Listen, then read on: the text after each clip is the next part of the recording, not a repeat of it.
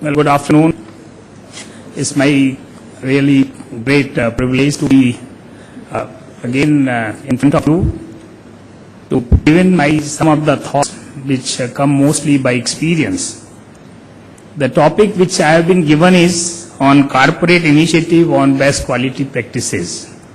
Now, before I talk the subject specific, I would like to make initial few observations, because the young people sitting here might not have known those things which we have seen in our earlier days.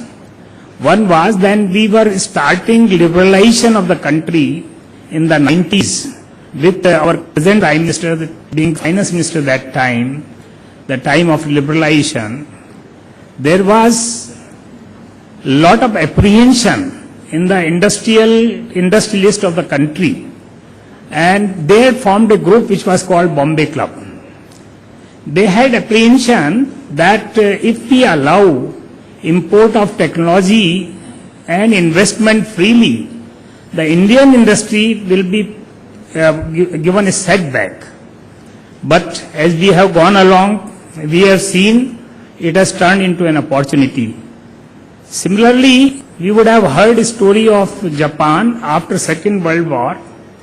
It was reduced to very poor state of economy, and they started expanding their manufacturing. But initially, because the emphasis was not on quality, the poor quality material which used to come to the world market used to be termed as Japanese material. Now compare that with what is today. If there is anything coming from Japan, we take it for granted it would be of the best quality, whether it is a Toyota car or is a Sony equipment or whatever. The name, a Japanese name behind itself assures of a good quality. So they have made a change, and their change is really phenomenal. They have gone beyond the nations they copied. Japanese also admit they have not done any original research on quality, but improved what has been done already in advanced nations. They have improved it and come with cheaper and better quality material. Now the third country which I would like to give example of is China. While China, the main motive is to expand in the capacity, and today it is being called as the manufacturing hub of the world, and their export to USA exceeds their import from USA. It's become number one exporter in the world. Now they have also looked at quality, but they have two segments in China. One which is manufactured under the brand name of the advanced countries like USA and European countries, where the quality is as good as theirs. But the second segment is, which is a mass production for cheaper quality, which they supply to all other countries where the quality is generally a suspect, which we have also seen that a lot of toys being returned back from India and many countries.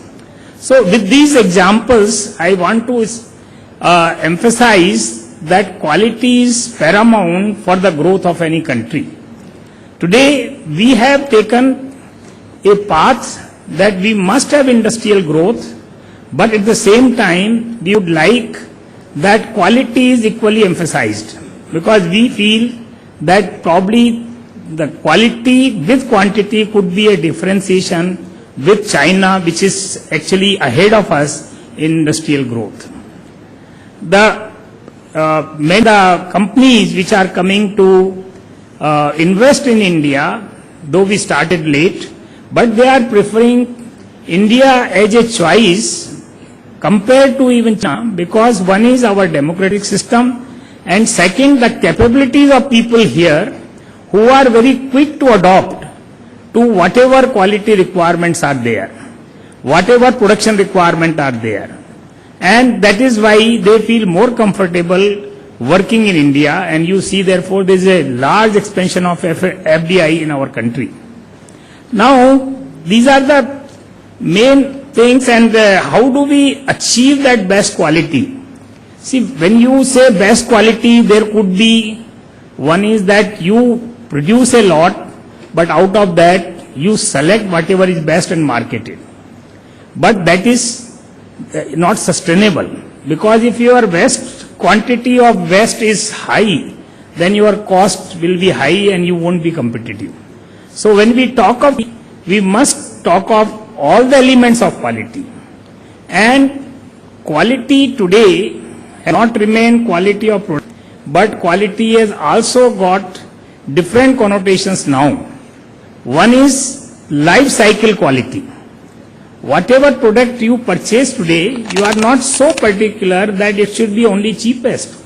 You want to purchase a product which will give you satisfactory service and would last longer. So you are looking at the total cost of that equipment for you over a period of time, say 5 years or 10 years, depending on what product it is, and not on the basic purchase price of that. So therefore, life cycle cost has become very important in today's world. The other component is that while making this, whether environmental considerations have been taken care of. You would have read in the papers that many times from many countries, the goods are not accepted in the developed countries because either that country follows in their employment a differentiation between the two sexes. They pay less and less important job to the female sector and higher to the male sector. So they say this differentiation we don't accept.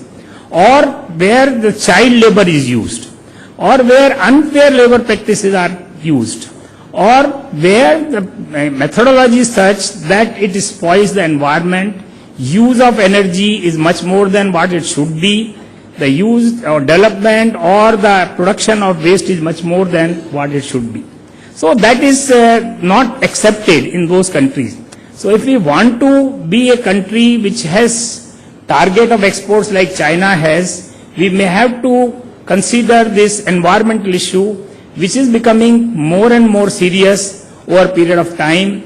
And if we have to leave for our children, our grandchildren and grandchildren a good world, then we must look at this aspect very carefully. The other important aspect which is now built in quality, though some may say that why this is related to quality, that is the CSR, corporate social responsibility.